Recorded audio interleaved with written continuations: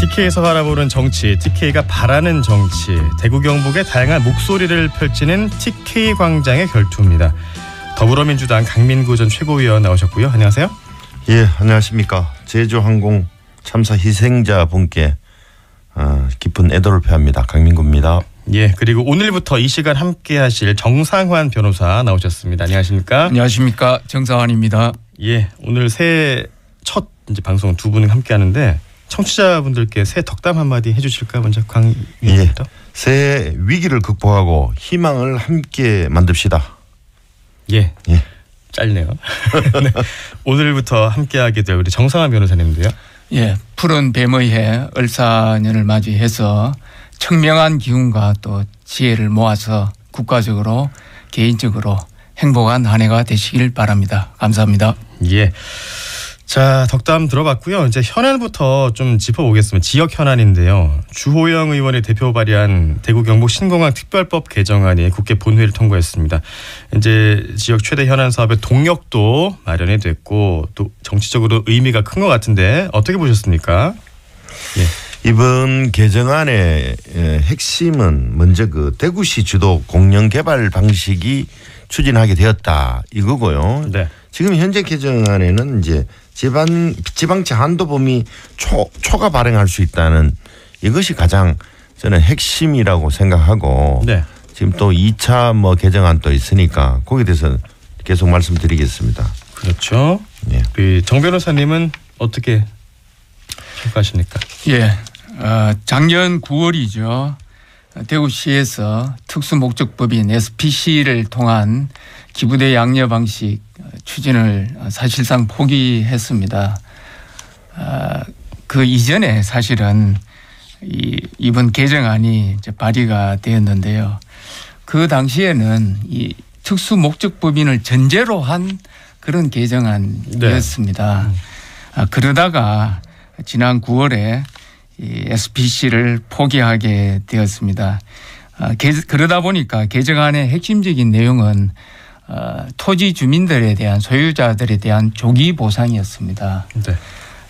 이번에 물론 지방채 발행 한도 초과 발행에 대한 그 허용이 포함되어 있습니다만은 이것만 가지고는 공자금을 융자받을 수 있는 그런 근거가 마련되었다 이렇게 보기는 어려울 것 같고요. 네. 현재 국토위에서 심의 중인 그 윤지혁 의원이 대표 발의한 그 법안에 보면은 공자금에 대한 우선 보조 또는 융자 조항이 들어가 있습니다. 네네. 이게 통과되면 법적인 근거가 마련되는 것이다 이렇게 볼 수 있겠습니다. 예. 어쨌든 대구 경북의 수건 사업인 통합 신공항 건설을 위한 이제 한 발짝 더 나가게 됐다. 큰 산을 넘어섰다. 이런 평가들이 나오고 있는데 2차 개정안 이제 지금 말씀하셨던 윤지혁 의원이 발의한 2차 개정안 통과가 지금 더 중요해졌습니다. 맞습니다. 그 지난달 19일에 국토위에 회부된 2차 개정안에는 금방 그 정 변호사님이 말씀하신 SPC 특수목적법인이란 말인데 네. 즉 대구시하고 이 공항을 닦을 때 민간 이제 업체들하고 같이 하겠다.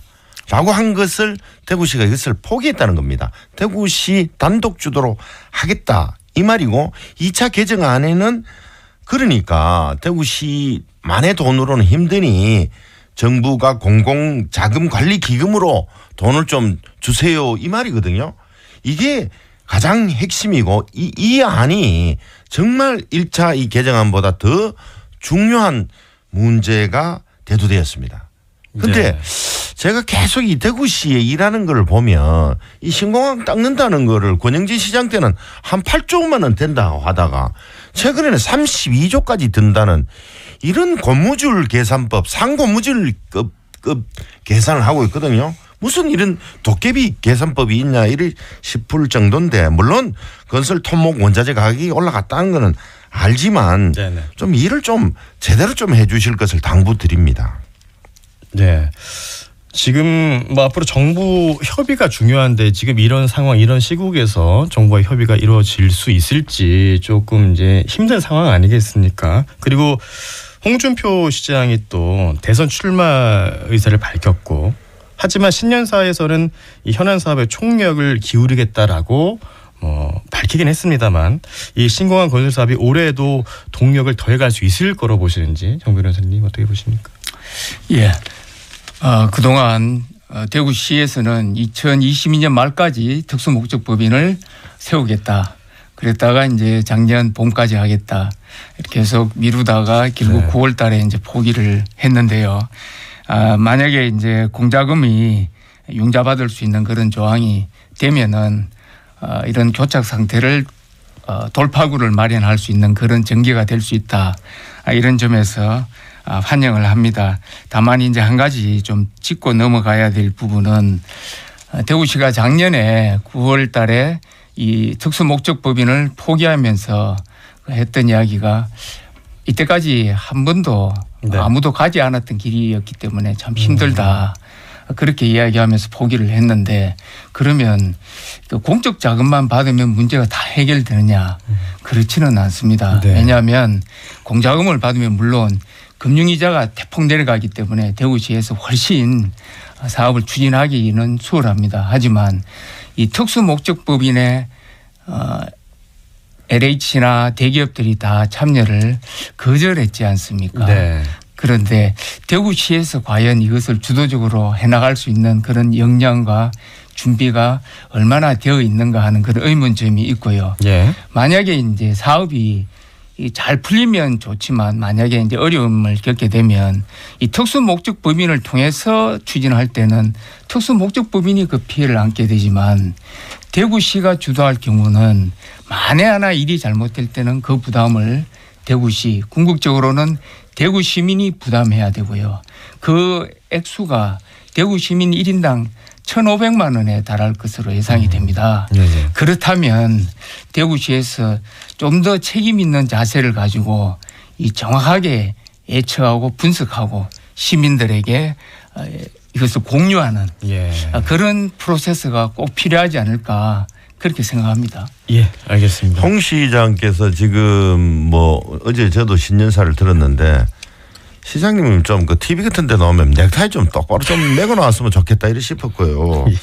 사실상 지금 대선 출마를 하셨는데 이분은 국회의원 사퇴, 경남도지사 사퇴 또 얼마 전에 수성구 을 국회의원 하다가 2년 만에 사퇴해서 하방에서 대구에서 4년 동안 한다 해놓고는 또 지금 사실 그 대선 출정식 비슷하게 하고 계신데 정말 대구 시민과 국민을 장기판에 졸로 보는가 아닌가 하는 이런 우려마저 들고요. 네. 시원시원하게 이야기를 하시는 거로 착각하시는 분이 많은데 그 이면을 보면 내질러 놓고 안 되면 나는 모르겠다는 식이 많습니다. 하여튼 좀 잘 되기를 원합니다. 대구시가. 그렇죠. 예. 예. 알겠습니다. 저희 요 얘기는 다음 시간에 한 번 더 얘기해 보도록 하고 더 중요한 지금 이슈들이 있기 때문에 법원이 윤석열 대통령에게 체포영장을 발부했습니다. 1월 6일까지 얼마 안 남았어요. 영장을 집행을 해야 되는데 근데 윤 대통령 변호인단은 이런 체포 수행영장에 대해서 불법 무효다 이렇게 주장을 하고 있습니다. 어떻게 보셨습니까? 예, 정 변호사님 먼저. 예. 모든 국민은 법 앞에 평등합니다. 대통령이라고 해서 예외일 수는 없습니다. 예. 체포영장이 발부된 이상 그게 또 따르는 것이 도리라고 생각을 합니다. 다만 체포영장이 발부됐다고 해서 체포영장이 반드시 집행되어야 되는 것은 아닙니다. 현재 이 탄핵이나 체포영장에 대해서 반대하는 시민들이 많이 결집해 있고 또 경호처와의 충돌 문제 여러 가지가 있습니다. 이런 것들이 전 세계에 생중계가 될 텐데 국가적인 품격 문제나 대외 신인도를 생각하더라도 그런 어떤 볼성사나운 광경을 좀 피할 수 있는 그런 지혜를 발휘해 주었으면 하는 그런 생각이고요. 예. 영장이 발부됐으니까 이제 모든 문제가 다 해결되지 않았냐 이렇게 이야기하시는 분들도 계시지만 이 문제는 앞으로 재판하는 과정에서도 계속 문제가 될 것이라고 저는 생각합니다. 어떤 문제가 있느냐 하면 물론 모든 시민들이 많이 알고 계십니다. 비상계엄 이후에 경찰, 검찰, 공수처가 너나 할 것 없이 막 달려들듯이 이거는 뭐 레임덕 정도가 아니고 시팅덕이라고 그러죠. 대통령에 대해서 공격하고 누가 먼저 수사를 하느냐 경쟁하듯이 했습니다. 그러다 보니까 공수처에서 뒤늦게 경찰과 검찰에 사건을 이첩해 달라고 요청을 했거든요. 그래서 이첩을 다 했습니다. 하지만 현행 법대로 한다 그러면은 사실은 경찰에서 먼저 수사를 하고요. 그다음에 검찰로 네. 그 송치를 하는 게 맞습니다. 어차피 기소는 검찰에서 해야 됩니다. 공수처에서 할 수가 없고요.